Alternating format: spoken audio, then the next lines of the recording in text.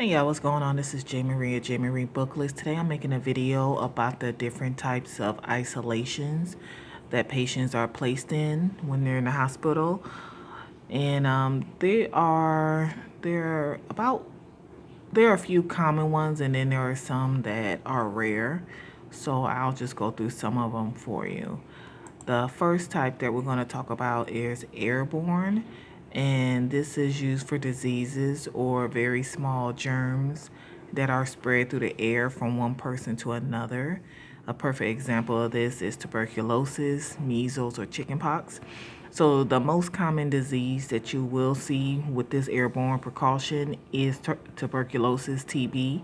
So when a patient comes into the hospital and they have symptoms like green sputum, I think it is, cough, things like that, they'll test them, and they usually test them by giving them a shot. And if it's a bump, I think that's how it goes. If they have a bump, then that means they have tuberculosis. And so that's usually the main reason why a person will be put in airborne isolation. Now, with the recent outbreak of measles, this is another reason. So we had a measles outbreak here in America, and so you saw a lot of that. But for the most part, it is tuberculosis. And usually they have a special type of mask that they wear. They have to be fitted for, the nurses and the CNAs have to be fitted for it. I've never been fitted for that type of mask because I wouldn't have, why would I go in a room when a patient is in that type of isolation? I wouldn't. I will send whoever, because you have to have a mask. And we were never fitted for it. And then the next type is contact precaution. Now this is probably the most common one, and this is used for infections, disease, or germs that are spread by touching the patient or items in the room. And the examples of this would be MRSA, VRE, C. diff, open wounds, etc. This is the most common isolation that we will see for a patient.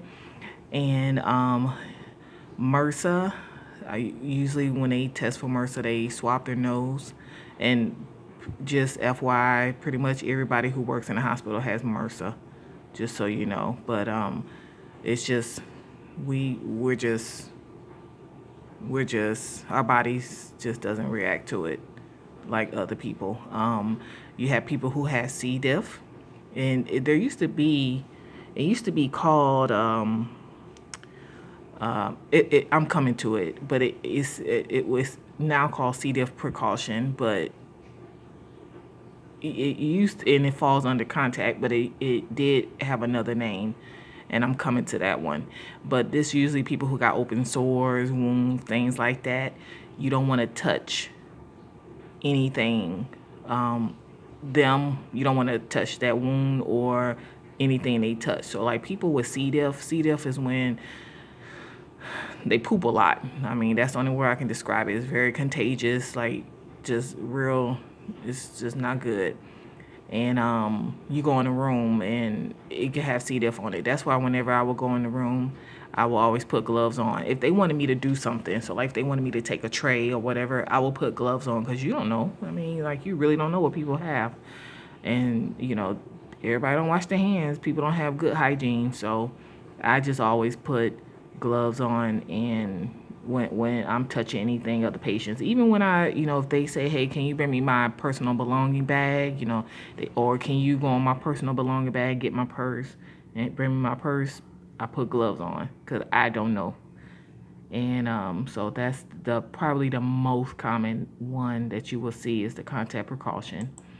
The third is droplet, and this is used for diseases or germs that are spread in tiny droplets caused by coughing or sneezing.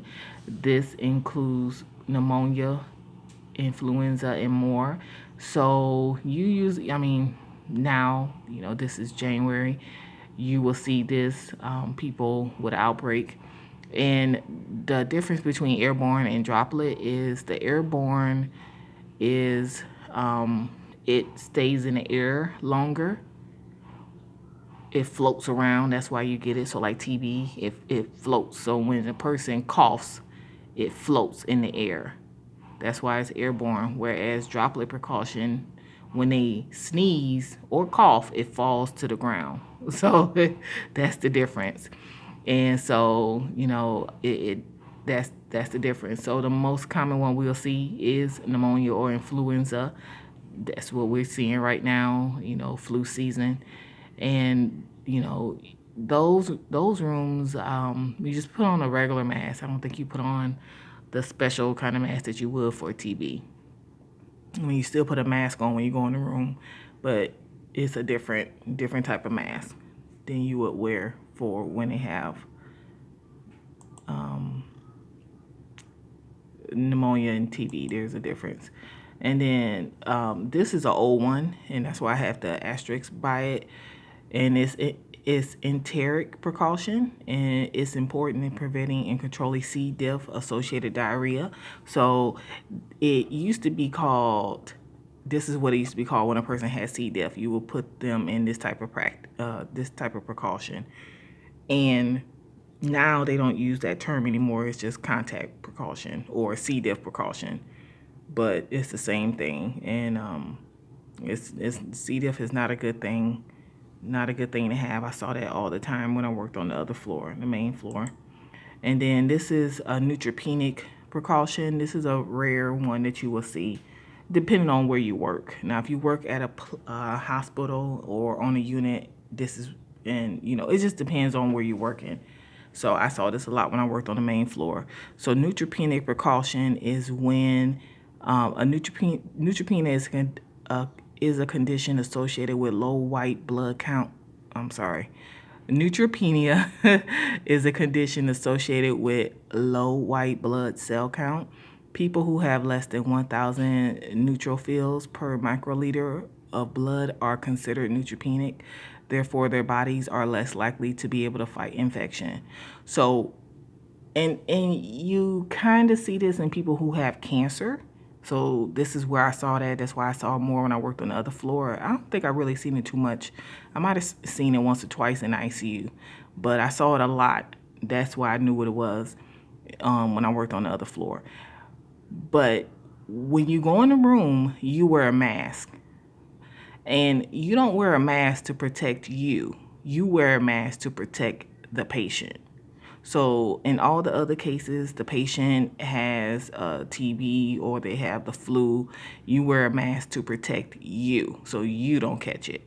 Whereas in this case, you wear the mask when you enter the room to protect them because their body is not strong enough to fight an infection. So if you have a cold and you pass it to them, their body is not strong enough to fight it.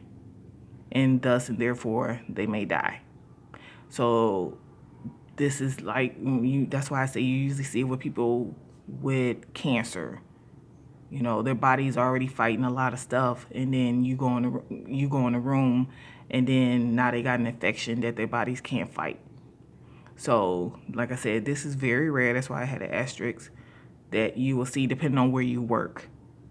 So, but this is a precaution, but it's to protect them from you. So those are the different types of precautions, isolations that you will see working in a hospital. This is J. Marie, and I'll talk to you later. Bye.